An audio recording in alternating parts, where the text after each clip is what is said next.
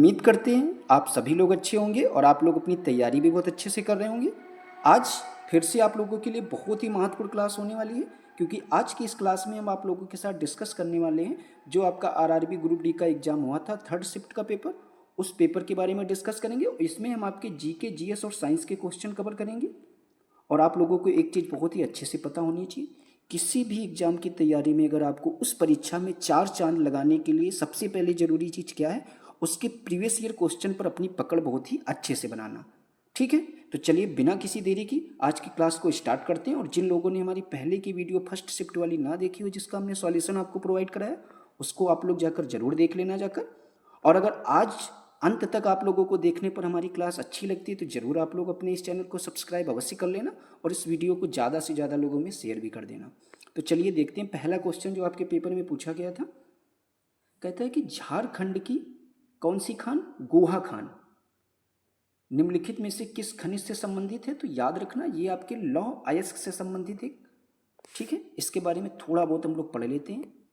कहता है झारखंड की गोहा खान लौह अयस्क खनिज से संबंधित है और यह झारखंड में सिंहभूमि जिले में स्थित है। अगर आपसे पूछा जाए पेपर में किस जिले में स्थित है तो आप लोग बताएंगे सिंहभूमि जिले में स्थित है। यहाँ से हेमेटाइट अयस्क का खनन भी किया जाता है। अगर आपसे पूछा जाए हेमेटाइट अयस्क का खनन कहाँ से किया जाता है तो आप लोग झारखंड बोलेंगे। और झारखंड में किस जगह थे तो सिंहभूमि जिले से। आगे देखते हैं क्वेश्चन नंबर सेकंड, देखते हैं क्या कहता है। ये भी इंपॉर्टेंट क्वेश्चन है, आपका संविधान से पूछा गया है। कहता है कि संविधान के भाग खाली स्थान में निहित अनुच्छेद 12 से 35 मौलिक अधिकार से संबंधित है। तो याद रखना ये आपके किस मौलिक अधिकार से संबंधित है तो आपके थर्ड मौलिक अधिकार से। तो संविधान के थर्ड भाग में निहित है, अनुच्छेद 12 से 35 मौलिक अधिकारों से आपका क्या है, संबंधित है। ठीक है, इनके बारे में आप थोड़ा बहुत पढ़ लेना वीडियो को रोककर। जहाँ पर चीज़ें बहुत ही इंपॉर्टेंट होगी वहीं पर हम आपको एक्सप्लेन करने की कोशिश करेंगे, बाकी आप लोग खुद से पढ़ लेना। ठीक है, तो चलिए देखते हैं आगे नेक्स्ट क्वेश्चन क्या कहता है। कहता है कि एथेनॉल का एथेनोइक अम्ल में परिवर्तन निम्नलिखित में से किस अपक्रिया का उदाहरण है। तो याद रखना ये आपके ऑक्सीकरण अपक्रिया का उदाहरण होता है। एथेनॉल को जब कभी भी आप एथेनोइक अम्ल में परिवर्तन करेंगे तो अगर आपसे पूछा जाए किस प्रकार की अपक्रिया है तो ये आपकी ऑक्सीकरण अपक्रिया होती है। ठीक है, तो आप देख सकते हैं इसकी रिएक्शन को किस तरीके से सॉल्व किया गया है। आगे देखते हैं। कहते हैं मोनेजाइट अयस्क भारत के इनमें से किस राज्य की रेत में पाया जाता है। तो याद रखना जो आपका ये मोनेजाइट अयस्क होता है ये जो है भारत के केरल राज्य में पाया जाता है। ठीक है, केरल राज्य की जो रेत होती है उसमें पाया जाता है क्या, मोनेजाइट अयस्क। इसके बारे में थोड़ा सा पढ़ते हैं क्योंकि यहाँ से क्वेश्चन आपके एक दो बन सकते हैं, तो बहुत ही एक्सप्लेन इसका ध्यान से पढ़ना है। कहता है कि मोनाजाइट अयस्क भारत के केरल राज्य की रेत में पाया जाता है, तो ये तो आपका क्वेश्चन का आंसर ही हो गया। फिर क्या कहता है, यह थोरियम का प्रमुख अयस्क है।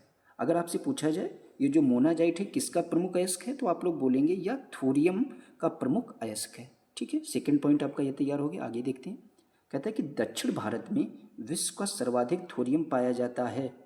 अगर आपसे पूछा जाए दक्षिण भारत में विश्व का सर्वाधिक थोरियम कहाँ पाया जाता है तो आप लोग बोलेंगे कहाँ, तो ये आपके केरल राज्य में। आगे देखते हैं थोरियम से संबंधित क्या इंपॉर्टेंट पॉइंट है। कहता है थोरियम का परमाणु क्रमांक अगर आपसे पूछा जाए कितना होता है तो आप लोग बोलेंगे थोरियम का परमाणु क्रमांक आपका 90 होता है। अगर आपसे पूछा जाए कि थोरियम का रंग कैसा होता है तो आप लोग बोलेंगे भूरा होता है। ठीक है, एक एक पॉइंट आपको अच्छे से क्लियर हो रहा होगा। अगर आपसे पूछा जाए इसका गलनांक कितना होता है तो आप लोग बोलेंगे 1750 डिग्री सेल्सियस इसका गलनांक होता है। और अगर आपसे पूछा जाए क्वथनांक कितना होता है तो 4788 डिग्री सेल्सियस इसका क्वथनांक होता है। और आपसे परीक्षा में पूछा जा सकता है इसका आपेक्षिक घनत्व कितना होता है तो आप लोग बोलेंगे 11.72 होता है इसका आपेक्षिक घनत्व।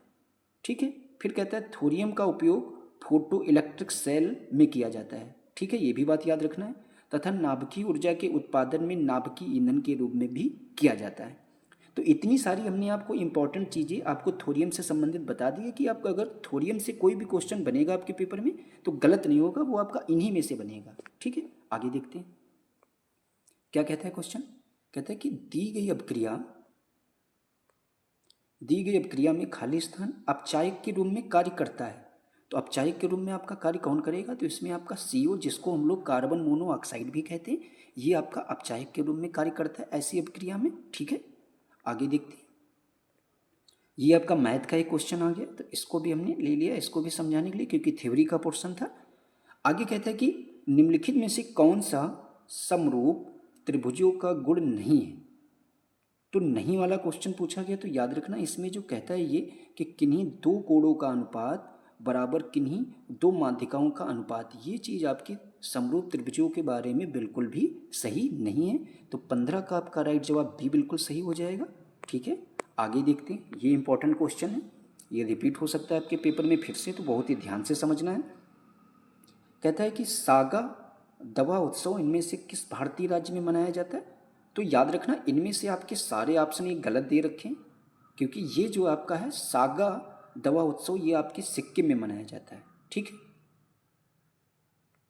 तो इससे संबंधित जो आपकी इंपॉर्टेंट चीज़ें इनको आप पढ़ लेना। बस आपको इतना याद रखना है कि इसके ऑप्शन सारे गलत थे, ये आपके सिक्किम में मनाया जाता है। सागा उत्सव एक होता है, ठीक है, और ये किन लोगों का त्यौहार होता है, बौद्ध त्यौहार होता है। ठीक है, आगे देखते हैं क्या कहता है कि संसाधनों की संधारणीयता के लिए इनमें से कौन सा प्रयास उपयोगी होंगे। तो इनमें से कौन से प्रयास आपके उपयोगी होंगे, ऐसा पूछा गया है। तो याद रखना इस सारे लगभग प्रयासों को आपको पढ़ना होगा। तो पहला प्रयास क्या कहता है, किसके उपयोग के लिए, ये आप समझ लेना, संधारणीयता। तो सबसे पहले क्या कहते हैं, आवश्यकता होने पर लाइटों और पंखों को बंद कर देना, ये तो बात बिल्कुल सही है। कहता है सीढ़ियों की जगह लिफ्ट का इस्तेमाल करना, ये सही नहीं है। कहता है जल के संरक्षण के लिए टपकने वाली नलों की मरम्मत करवाना, ये भी बात आपकी सही है। फिर क्या कहता है वस्तुओं के संग्रहण के लिए खाली कंटेनरों का उपयोग करना, ये बात भी सही है। ये वाला पॉइंट क्या कहता है, स्कूल जाने के लिए साइकिल के बजाय अपनी कार का उपयोग करना, ये बात गलत है। तो इस तरीके से आपके ए सी डी ये तीनों बातें सही हो जाएंगी। तो इसका ऑप्शन आपका फर्स्ट वाला बिल्कुल सही हो जाएगा। देख सकते हैं आप, यही सारी चीज़ें इसके विषय में सही है। आगे देखते हैं, आपका अर्थशास्त्र से संबंधित एक क्वेश्चन पूछा गया था, ये भी इंपॉर्टेंट है। कहता है कि अर्थशास्त्र में इनमें से कौन सा कथन सही नहीं है।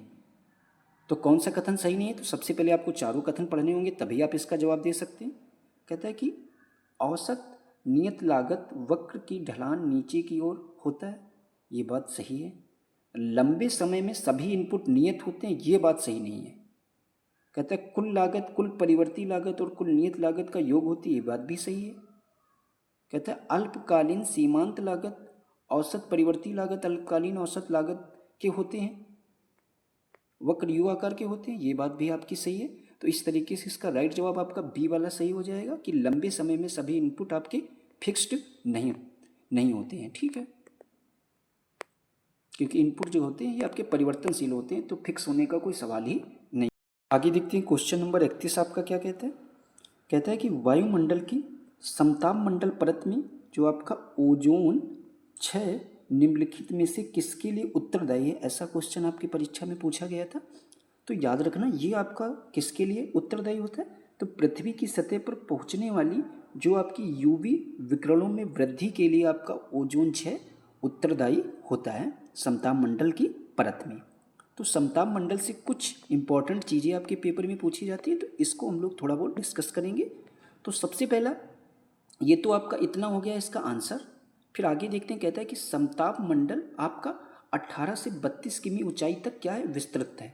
अगर आपसे पूछा जाए समताप मंडल का विस्तार कितना है, तो आप लोग बोलेंगे 18 से 32 किमी ऊंचाई तक इसका विस्तार है। फिर क्या कहता है कि इसका तापमान कैसा रहता है, समान रहता है। जैसा कि आप इसको जब पढ़ेंगे समताप मंडल तो ताप समान, ठीक है। फिर आपसे पूछा जा सकता है कि ओजोन परत की मोटाई ध्रुवों पर सबसे अधिक होती है। अगर आपसे पूछा जाए आपकी ओजोन परत होती है, इसकी मोटाई आपकी सबसे अधिक किस पर होती है, तो आप लोग बोलेंगे, इसका जवाब देंगे ध्रुवों पर सबसे अधिक होती है। और क्या कहता है कि इस मंडल में वायुयान उड़ाने की आदर्श दशाएं पाई जाती हैं। अगर आपसे पूछा जाए वायुमंडल आपका किस मंडल में उड़ाए जाते हैं, जो आपके वायुयान होते हैं, तो ये आपके समताप मंडल में। और अगर आपसे पूछा जाए क्या इसमें मौसमी घटनाएं भी होती हैं, तो आप लोग इसका जवाब देंगे जी बिल्कुल नहीं। तो इतनी चीज़ें आपकी समताप मंडल से इंपॉर्टेंट थी, जो हमने सारी डिस्कस कर ली है। आगे देखते हैं क्वेश्चन आपका नेक्स्ट क्या कहता है। कहता है कि मनुष्य के परिसंचरण तंत्र की कुछ विशेषताओं का उल्लेख नीचे किया गया है, गलत विकल्प का चयन कीजिए। तो कहता है कि कोशिकाएं संयुक्त होकर शिराओं का निर्माण करती हैं। जी बिल्कुल ऐसा है। लसिका को उत्तक द्रव भी कहा जाता है। ये भी बात सही है। फिर आपसे क्या कहता है, प्लेटलेट्स रक्त के थक्के जमाने में सहायक होती है। ये भी बात सही है। फिर कहता है कि उच्च रक्तचाप शिराओं के संकुचन के कारण होता है। जी बिल्कुल नहीं, ऐसा नहीं है। तो आपका इसका गलत जवाब आपका डी वाला बिल्कुल सही हो जाएगा। ठीक है, आगे देखते हैं। इसका जवाब आपका डी सही हो जाएगा। इसमें जो है आप सारी चीज़ें पढ़ लेना, क्योंकि यहाँ से भी आपके पेपर में क्वेश्चन बनते हर बार हैं, तो इनको आप वीडियो रोककर जरूर पढ़ लेना। आगे देखते हैं। कथन वाला क्वेश्चन आपका दे रखा था। कहता है निम्नलिखित कथनों पर विचार करते हुए सही उत्तर का चयन कीजिए। पहला कथन आपका क्या कहता है कि आयनिक यौगिक सामान्यतया भंगुर होते हैं। ऐसा बिल्कुल है। और दाब आरोपित करने पर टुकड़ों में टूट जाते हैं। जी बिल्कुल ये बात सही है। फिर कथन दो आपका क्या कहता है, आयनिक यौगिकों के गलनांक तथा क्वथनांक निम्न होते हैं। जी बिल्कुल ऐसा नहीं है। तो देखा जाए कथन आपका एक सत्य हो जाएगा और कथन दो आपका क्या हो जाएगा, असत्य हो जाएगा। तो इसका जवाब आपका डी वाला बिल्कुल सही हो जाएगा। ठीक है, आगे देखते हैं। कहते हैं निम्नलिखित में से कौन सा विकल्प पौधों में उत्सर्जन के विभिन्न तरीकों को दर्शाता है। तो पौधों में उत्सर्जन के विभिन्न तरीकों को आपका कौन दर्शाएगा, वाष्पोसर्जन, विसरण और संग्रहण। ठीक है, ये आपकी तीन चीजें जो है पौधों में उत्सर्जन के विभिन्न तरीकों को क्या करती हैं, दर्शाती हैं। आगे देखते हैं। कहता है कि भारत का पहला वन हेल्थ कंसोर्टियम, क्या कहते हैं, भारत का जो आपका पहला वन हेल्थ कंसोर्टियम किसने लॉन्च किया। तो याद रखना, वन हेल्थ कंसोर्टियम जो लॉन्च किया गया था सबसे पहले, ये आपके विज्ञान और प्रौद्योगिकी मंत्रालय के द्वारा आपका लॉन्च किया गया था। तो 55 का आपका राइट जवाब सी बिल्कुल सही हो जाएगा। आगे देखते हैं। कहता है कि जब किसी चुंबक को किसी कुंडली के पास ले जाया जाता है तो यह कुंडली एक प्रेरित विभवांतर उत्पन्न करता है। जब हम कुंडली के पास चुंबक की गति को बढ़ाते हैं तो क्या होता है। तो ऐसी सिचुएशन में आपका क्या होगा, तो याद रखना इसका जो राइट जवाब आपका हो जाएगा, जो आपका कुंडली में प्रेरित विभवांतर जो होता है वो आपका क्या हो जाता है, ऐसी सिचुएशन में बढ़ जाता है। ठीक है, तो आपका राइट जवाब इसका कौन सा हो जाएगा, ए वाला बिल्कुल सही हो जाएगा। आगे देखते हैं। चोरी चोरा कांड बहुत ही इंपॉर्टेंट क्वेश्चन है, बहुत सारी परीक्षाओं में क्वेश्चन पूछा जाता है, इसको आप लोग जरूर याद रखना। कहता है चोरी चोरा कांड किस वर्ष हुआ था। ये आपकी एग्जाम में डेट हर बार लगभग पूछी जाती है, तो याद रखना इसकी 4 फरवरी 1922 को जो है आपका चोरी चोरा कांड हुआ था। और किस जिले में, उत्तर प्रदेश के गोरखपुर जिले में हुआ था। ठीक है, आगे देखते हैं क्वेश्चन नंबर नेक्स्ट क्या कहता है आपका। कहता है कूपिका, क्या कहता है, कूपिका की कुछ विशेषताओं का उल्लेख नीचे किया गया, गलत विकल्प का चयन कीजिए। तो गलत विकल्प आपका इसमें कौन सा होगा कि ये अंगुली नुमा संरचना होती है। ऐसा बिल्कुल नहीं है, तो यही आपका गलत विकल्प हो जाएगा। बाकी आपके तीनों विकल्प कूपिका के बारे में सही है। ठीक है,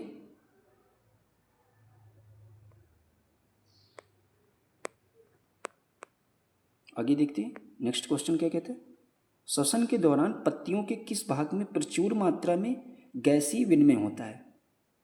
तो प्रचुर मात्रा में अगर आपसे पूछा जाए गैसीय विनिमय किस में होता है, तो आप लोग बोलेंगे रंध्र। ठीक है, इसके बारे में थोड़ा बहुत हम लोग पढ़ लेते हैं, क्योंकि यहाँ ये पार्ट आपका साइंस के लिए इम्पॉर्टेंट है, आपकी आने वाली परीक्षा के लिए। यहाँ से क्वेश्चन जरूर आपको देखने को मिल सकता है। कहता है कि पौधों की पत्तियों में एपिडर्मिस कोशिका के ऊपर छोटे छोटे छिद्र होते हैं। किसमें, एपिडर्मिस कोशिका के ऊपर आपके कैसे कैसे छिद्र होते हैं, छोटे छोटे, जिन्हें हम लोग क्या कहते हैं, रंध्र कहते हैं, जो एक जोड़ी रक्षक कोशिकाओं से घिरे होते हैं। कितनी जोड़ी रक्षक कोशिकाओं से घिरे होती है अगर आपसे पेपर में पूछा जाए, तो एक जोड़ी। इन्हीं रंध्रों द्वारा श्वसन के दौरान गैसीय विनिमय होता है। किसके द्वारा, इन्हीं रंध्रों के द्वारा क्या क्या होता है, श्वसन के दौरान गैसीय विनिमय होता है। ठीक है, तो आप समझ गए होंगे ये भी क्वेश्चन। आगे देखते क्वेश्चन क्या कहता है, कौन सा हेक्सेन की समजातीय श्रेणी का अगला सदस्य होगा। तो ये आपका कौन सा हो जाएगा, हेप्टीन। हेप्टीन जो है आपका हेक्सेन का समजातीय श्रेणी का अगला सदस्य होगा। आगे देखते हैं, ये इंपॉर्टेंट है। यहाँ से एक न्यूमेरिकल आपका क्वेश्चन में बनता है। एक न्यूमेरिकल या दो न्यूमेरिकल आपकी परीक्षा में लगभग आते हैं, तो ये बहुत ही सिंपल है, इसको आप बहुत ही जल्दी सॉल्व कर सकते हैं। कहता है एक इलेक्ट्रिक हीटर को 220 वोल्ट पर 2200 वाट रेट किया गया है। उपकरण में संयोजित फ्यूज तार की न्यूनतम रेटिंग कितनी है? तो न्यूनतम जब आपकी फ्यूज तार की रेटिंग पूछी जाए कितनी, तो आपको समझ लेना है यहाँ से आई का मान निकालना है, ठीक है। और एक आपका सूत्र होता है P बराबर वी आई। क्या होता है? P बराबर वी आई आपका इसका सूत्र होता है, ठीक है। बहुत ही आराम से इसको समझना है क्योंकि एक क्वेश्चन यहाँ से बनता है। P बराबर आपका वी आई सूत्र होता है। तो ये आपका V का मान दे रखा है, और ये जो आपका वाट यानी वाट का मतलब पावर, तो ये आपका P का मान दे रखा है। तो P की जगह पर हम लोग लिखेंगे 2200 बराबर V का मान आपका है 220 और I हमको निकालना है, ठीक है। अब क्या करेंगे, जब I का मान निकालते हैं तो 2200 बटे में आपका क्या आ जाएगा, जो चीज़ गुणे में होती है वो बटे में आ जाएगी 220। एक जीरो से एक जीरो इनके घर भेज देंगे। 22 से हम लोग जब 22 को काटेंगे तो 22 एक कम 22, और आगे आपका एक जीरो जो बचा हुआ है इसको लिख लेंगे। और आपका आई का मात्रक एम्पियर होता है, ठीक है, धारा का मात्रक। तो आई बराबर आपका 10 एम्पियर इसका आंसर आ जाएगा, ठीक है। तो उम्मीद करते हैं आप ये क्वेश्चन भी समझ गए होंगे बहुत ही आसानी से। तो इसका जवाब आपका ए वाला बिल्कुल सही हो जाएगा। देख सकते हैं आप इस क्वेश्चन को कुछ इसी तरीके से इन लोगों ने सॉल्व किया है। आगे देखते हैं क्या कहता है। कहता है कि प्रेरित विभवांतर की एसआई इकाई क्या है? तो याद रखना ये आपकी वोल्ट होती है। अगर आपसे पूछा जाए प्रेरित विभवांतर की एसआई इकाई क्या है, तो ये आपकी वोल्ट होती है। आगे देखते हैं, ये आपका इंपॉर्टेंट क्वेश्चन है। कहता है कि वह धन है जो किसी व्यक्ति की आय में से स्थानीय, राज्य और संघीय करों का भुगतान करने के बाद उपलब्ध होता है। तो याद रखना ऐसा जो आपका धन होता है वो आपका प्रायोज्य आय होती है। वह धन जो किसी व्यक्ति की आय में से स्थानीय, राज्य और संघीय करों का भुगतान करने के बाद भी आपके लिए उपलब्ध होता है। कौन सी आय होती है? प्रायोज्य आय। आगे देखते हैं, कहता है कि कांच के प्रिज्म से होकर गुजरने पर श्वेत प्रकाश के किस रंग का घटक का विचलन अधिकतम होता है? तो याद रखना इसमें आपके बैंगनी रंग के घटक का विचलन अधिकतम होता है। आगे देखते हैं,